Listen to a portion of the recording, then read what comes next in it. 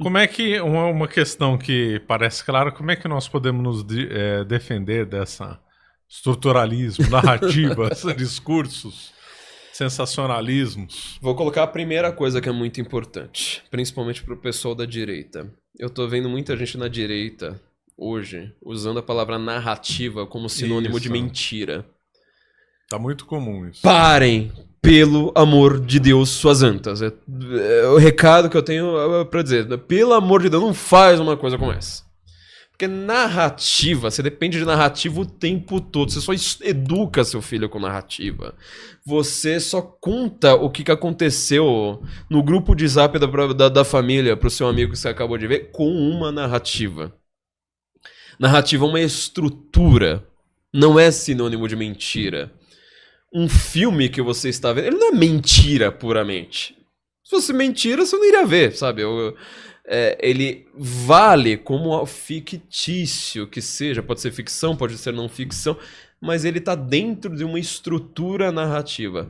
Se as pessoas da direita, do pessoal que sabe que está querendo combater isso que eu falei sobre estruturalismo, pós-estruturalismo, enfim, precisa entender o basicozinho sobre isso, sabe? Tem que entender pelo menos qual que foi a ideia do estruturalismo. Tem que entender qual que foi a ideia de um storytelling, sabe? Hoje em dia, por exemplo, o marketing digital está muito em voga. Demais. Todo mundo querendo trabalhar com marketing digital. Uma empresa de marketing digital que vai trabalhar com você, ela vai falar assim, olha, eu quero 70 mil adiantado para dois meses de trabalho, sabe, 50 dias de trabalho. Eu falo, não, pelo amor de Deus, o que vocês estão querendo comigo? Porque eles trabalham com narrativas, eles querem transformar você em um personagem. Quando você olha lá pro... Isso aí se relaciona com o ciclo do herói também, né? Pois é. Comenta um pouco aí do ciclo do herói. Ai, gente, eu odeio Jornada do Herói. Você não faz ideia de como eu odeio Jornada do Herói. Jornada do Herói... Lembra que eu falei que a psicanálise, ela pega todas as histórias do mundo, ela simplifica, faz um reducionismo forçado, etc. Arranca toda a riqueza das histórias e transforma só numa coisinha assim, sabe, bobinha, fechadinha. Essa coisinha pequenininha aqui é o tal da Jornada do Herói. Jornada do Herói é a ideia de que todas as histórias do mundo são a mesma. Não pode ter ideia mais falsa no mundo, né? Mas assim, você vai dizer que um herói, ele sai da caverna porque ele tem um chamado. Então você pensa, sei lá, no Senhor dos Anéis, Matrix, qualquer filme mais ou menos sem grandes quebras de roteiro. Ele vai ter isso, né? Sei lá, um super-herói. Ele era um jovem, aí o pai morre, aí ele tem um chamado, ele fala assim, eu preciso fazer alguma coisa da minha vida, ele começa a conhecer pessoas, aí vai ter a tentação da mulher, aí ele vai ter um mentor, aí esse mentor vai dar muitos... Filme do Van Damme, né? Então, sempre vai ter isso, né? Vai dar muitos ensinamentos pra ele, aí daqui a pouco ele acha que ele é fraco, que ele não tá preparado, aí na primeira briga ele vai lá, toma um couro, ele volta pra casa chorando, etc. Só que assim, todas as histórias do mundo são assim? Não. De jeito nenhum. Claro que Pelo amor de não. Deus. Inclusive as melhores histórias do mundo não tem nada a ver com esse negócio. Inclusive histórias épicas. Tenta aplicar a Jornada do Herói ao Homero, você vai ver e falar, não tem nenhum lugar que bate. Você tem que dar uma forçada, mas tão absurda pra aquele negócio bater, porque não funciona, não funciona. E por que pegou tanto? Porque é simples. As pessoas querem algo muito simples. Eu tenho um clube de leitura, o clube de leitura da Montanha Mágica, que eu tô até fazendo propaganda, né, da Montanha Mágica do Thomas Mann. Eu já tive que dar mais de uma bronca, né? Que alguém vai lá e fala, pega um romance complexo, como A Montanha Mágica, né? Um dos romances mais densos do século XX. Lembra você a promoção imperdível nessa coleção de História da Igreja que a editora Caravelas acaba de lançar. Só vai até dia 24 de abril, aproveite. Clique no link que está na descrição no QR Code que aparece na tela. O cara chega lá, vai ter todas as influências possíveis, intelectuais e doença, e médico, e sei lá, biologia e política, e não sei mais o que, e geopolítica, e vai ter a influência de um jesuíta comunista brigando com um humanista nacionalista, etc. É uma complexidade enorme. Então, mas o herói da história não faz. Eu falo, não, gente, não pega esses arquétipos aqui, ó. Não funciona. Isso aqui é pra livezinha de Instagram, gente. Isso aqui é pra quem, sabe, vende... eu sei ler Shakespeare com Jornada do Herói. Não funciona. Isso é bobagem, é bobagem. Você não vai ter nenhuma da riqueza da história se você fizer esse tipo de leitura superficial. É superficial, é basicamente isso, né? Então, só para voltar para o marketing, o que as pessoas estão fazendo no Instagram? O que uma equipe de marketing faz no Instagram? Ela te simplifica o seu discurso. Então, o que as pessoas estão vendendo hoje? É um produto adequado? Não, o cara vai lá, acorda, acabou de brigar com a esposa, acabou de dar um esporro nos filhos, daqui a pouco junta todo mundo aqui, vamos fazer uma live. Aí lá junto, olha só, né? Aqui na minha casa todo mundo lava a louça feliz, viu? Ó, então, né? Você quer ter felicidade na hora de lavar a louça? Então, compra a minha mentoria. Quer dizer, ele tá se vendendo. Confunde-se várias coisas aí, né? Confunde-se a vida privada com a vida de trabalho. Não são a mesma coisa. A gente precisava forçar um retorno a falar, a vida privada é uma coisa, a vida de trabalho é outra, a vida pública é uma terceira. Não funciona dessa forma como vocês estão colocando. Segundo lugar, você não vende mais a sua mentoria. Você se vende como um produto. E na verdade não é você. Você vende uma imagem retratada lá num Reels de 30 segundos, né, para as pessoas acreditarem que a tua vida é aquele negócio, sendo que ela não é. Conheço boa parte desses influencers aí vendendo melhor método de educação para os filhos. Vou ver, os filhos são tudo, sabe, gente mal educada, enfim. Isso é uma jornadinha do herói, né? Você tem um chamado, tem uma tentação, vai superar a tentação, vai enfrentar seu grande inimigo e aí você vai vencer tudo, portanto você é um herói. Aí você vende lá sua cara de herói, né? Fala, eu venci na vida, eu sou uma pessoa rica, poderosa, cuido bem dos filhos, sei lá. Sou feliz, sou sempre feliz, rindo, adoro lavar louça. E vou pra academia 5 vezes por dia, rezo 8 terços por dia também. Não funciona, não é assim. A vida não é assim. Muito bom. Temos perguntas, Eduardo? Deixar os últimos minutos aí para... Temos pergunta sim aqui, professor. Tem superchat. Vamos lá. Aqui o Católico Palestrino mandou superchat. Obrigado. Palmeirense. Torcedor do Palmeiras, como eu. Bom Palmeirense, gosto, mas ganhou roubado de São Paulo, né? Bom gosto, hein? Gostei, pra final viu, do Paulistão, mas tudo bem. Vamos lá. Saudações, Flávio. Você já leu Os Pilares da Independência, do Evandro Pontes? Não li. Então ele te fala que se sim, qual a sua opinião sobre a obra, né? Não conheço. O Evandro, já entrevistei ele várias vezes, sei que é uma pessoa muito lida, mas não conheço. Não conheço esse livro, não. Aí ele manda aqui, né? Salve Maria Santíssima e viva Cristo Rei. Amém. Viva Dom Miguel I e a legítima sucessão. O Opa, João tá bem informado. Muito O João Vitor Arraes mandou um superchat aqui também. Grande abraço pro João Vitor, adoro. Ele mandou, salve Flávio, minha carteira tava com saudade de enviar superchats. Eu também tava com saudade. Bom, eu fico feliz. Bom sempre ver o João Vitor. Aí a pergunta dele é, por que a democracia virou um deus? Então, essa é uma pergunta bem interessante. Bastante. Lembra do que eu falei sobre função psicológica da linguagem? Alguns termos eles têm um peso muito grande. Então, por exemplo, hoje em dia ninguém quer se considerar não democrático. Qualquer coisa que você queira fazer, por exemplo, eu tomo água de uma maneira democrática. Você, sei lá, lê livros democráticos. Um dos grandes autores da minha vida, que é o Eric Van Knut-Ledin, ele começa o livro dele que se chama The Menace of the Herd, A Ameaça do Rebanho, um livro que você tem muito no meu livro. Justamente, a primeira página do livro é isso, né? Ele fala assim, cidadão black diz que, sei lá, toma banho 3 vezes por dia porque isso é democrático. Cidadão grey vai lá e diz, eu cumprimento os trabalhadores porque eu sou um democrata. O cidadão red vai lá e fala, eu voto no partido que se diz trabalhista porque isso é pela democracia. E ele vai explicar isso etimologicamente, dizendo, isso aí não faz o menor sentido. Você pode, por exemplo, quando você cumprimenta os pobres, não é que você é um democrático, você é um demófilo, você é um amante do povo, né? Demos é o povo. Amigo do povo. Um amigo do povo, né? Você é uma pessoa que gosta do povo, você é uma pessoa que conversa com o povo, isso é uma coisa maravilhosa. Não tem nada a ver com democracia. Então as pessoas hoje, elas perceberam que a palavra democracia, tal como eu estou sempre falando da relação entre linguagem e poder, a palavra democracia, ela traz poder. Ela te permite ter poder. Então, por exemplo, pelo devido processo legal no Brasil, eu não posso ser uma pessoa que julga e que investiga o mesmo caso, porque eu tenho interesse. Ora, mas eu estou fazendo isso pela democracia. Aí pronto, você já está justificado. Tá justificado. Um autor marxista, Giorgio Agamben, sabe esses autores de esquerda que todo mundo da direita deveria ler? O Agamben é um deles, né? Terry Eagleton, Agamben, pra mim, são os caras, assim, entre os mais inteligentes da esquerda hoje. Pelo menos dos vivos, eu acho que eu chutaria principalmente os dois, né? Já que o Antônio Negri acabou de falecer. O Agamben, quando ele vai fazer a sua análise sobre o estruturalismo, sobre o signo linguístico, que eu falei, lembrando, todo signo é significante, o som de alguma coisa, e o significado, porque aí você vai ver a zona que isso aí causa na tua cabeça. O Agamben, ele fala que existe uma preponderância do significante sobre o significado.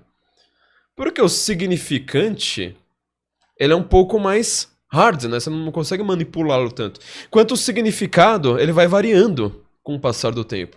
Então, assim, se você se focar no significante, você vai ter mais poder.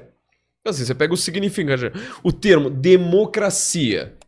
Você começa a esvaziar do significado. Coloca qualquer coisa ali. Qualquer coisa, né? Ela fala não assim, interessa, olha, pois é, você quer comprar o meu telefone porque aí você estará lutando pela democracia, você estará defendendo a democracia. Ora, você quer, sei lá, fazer o comportamento mais bizarro possível. Daqui a pouco vão falar assim, olha, se você lamber a privada, você vai ser o verdadeiro democrata. Mano, vai ter gente que vai. Imediatamente. Porque virou de fato um deus da modernidade, né? Ou seja, na verdade, isso aí tem muito a ver com o que a Bíblia chama de idolatria.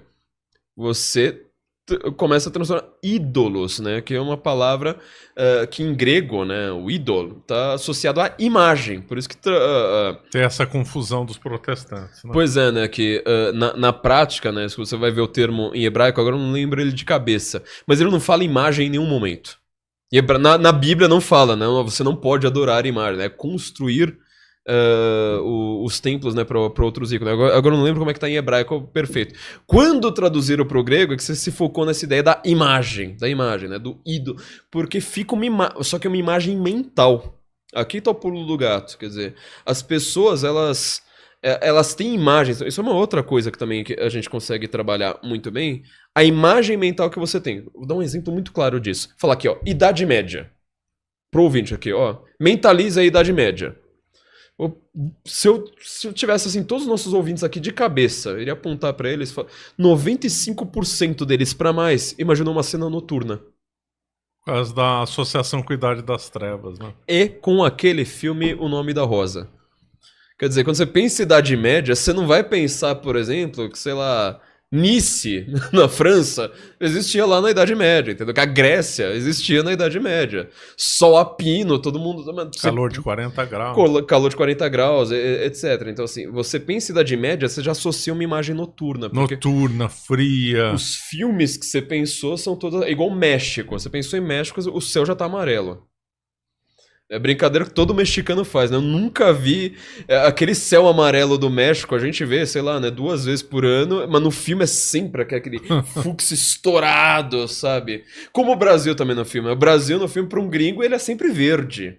É sempre samba, sabe? Dá a impressão que a gente tá ouvindo samba o tempo todo. Não existe São Paulo. Na imagem mental. Imago mentis, né, que eles falam, o termo correto. Então, assim, você trabalha muito essa imagem mental para você fazer a pessoa ir para um lado e para um outro, assim por diante. Então as pessoas têm uma imagem mental da democracia também. Democracia está sempre associada, né? As pessoas poderosas que dão entrevistas na Rede Globo, que estão, sabe, sempre com um terno muito bem alinhado e falando assim, ó, o cara fala o maior disparate e fala, mas eu faço isso em nome da democracia. É sempre desse jeito. Gerou um ídolo, mano. Vamos lá. O Rafael Angeli mandou um superchat aqui. Obrigado, Rafael. Boa tarde, professor. Parabéns pelo convidado. O Flávio é um baita cara e os seus podcasts são bastante interessantes e profundos. Eu agradeço Abraço muito. de Campinas. Falou de Campinas aí. Obrigado. Muito agradecido. Aí a gente tem aqui o Rafael Assim. Mandou superchat também. Qual a relação... Obrigado, Rafael. Qual a relação da sinestesia com a linguagem? E quais línguas podem ser mais suscetíveis a isto? Línguas? E aí ele mandou um aqui, me parece que povos de língua germânica são mais propensos a cair nesta armadilha e que hoje a manipulação nem passa por esse mecanismo. Não, a sinestesia é o seguinte, é quando você usa... Isso é uma figura de linguagem, na verdade. Né? A gente não estuda muito isso nem em linguística, nem nada, mas é uma qualidade retórica muito forte. Os poetas adoram usar, né? Sinestesia, né? Cor quente, o som úmido, né? Ou seja, você mistura dois sentidos. Você está usando um adjetivo que faz referência a um sentido para um substantivo que faça referência a outro sentido. Sentidos, né, do corpo humano. Isto, na verdade, é uma figura, eu acho que razoavelmente ok. Você pode, assim, linguagem é uma ferramenta.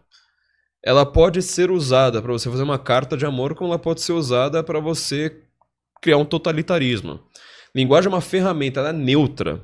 O que a gente precisa entender é como utilizá-la e, principalmente, aquilo que às vezes nos parece neutro tem todo um cabedal ali por trás. Quando eu falo 2 mais 2 é igual a 4, dá a impressão que eu estou sendo bem neutro, bem sem intenções, mas às vezes eu estou escondendo algo. Eu não lembro se foi o Theodor Adorno, mas eu lembro que em algum momento eu li uma metáfora na faculdade que era o seguinte. Imagine a notícia. A prefeitura está indecisa entre plantar rosas ou bétulas no seu jardim. É uma notícia objetiva, imparcial? Teoricamente, sim. Mas e se essa notícia for da prefeitura de Berlim em 1945? Não, aí já... Você entendeu? Então, quer dizer, até aquela coisa assim mais objetiva e que às vezes é uma coisa positiva, uma coisa assim bonita, ela pode estar sendo colocada para esconder alguma coisa. Então, não existe imparcialidade. Porque o simples fato de você ter falado já indica uma parcialidade, uma escolha que você fez. Escolher a notícia, né? O telejornal escolhe uma notícia, já não foi imparcial. Por que deu essa notícia e não outra? Porque ele falou de você, não de mim. Quieto, Então, assim, às vezes até essa coisa assim mais objetiva, sabe? Física quântica, 1 mais 1 igual a 2, ele esconde alguma coisa. Eu vejo muita gente se confundindo em redes sociais por conta disso, porque às vezes eu sei quais são as intenções das pessoas, as ligações, quem é que tá financiando ali por trás. Eu vejo o cara vai lá, aparece e fala assim, a coisa mais bonita do mundo, né? Olha, esta pessoa aqui fez uma coisa errada. Só que eu sei que o cara tá defendendo uma pessoa pior ainda ali por trás, né?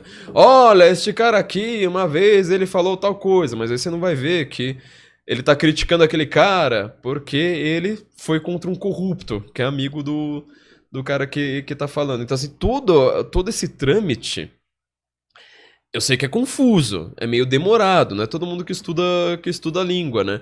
E, como eu falei, né, a maior parte das pessoas, quando vai fazer um curso de letras, passa a linguística assim meio correndo, sabe? Fala assim, tá bom, vou tirar a nota mínima ali, porque é tudo muito confuso, né? Uma terminologia meio pesada.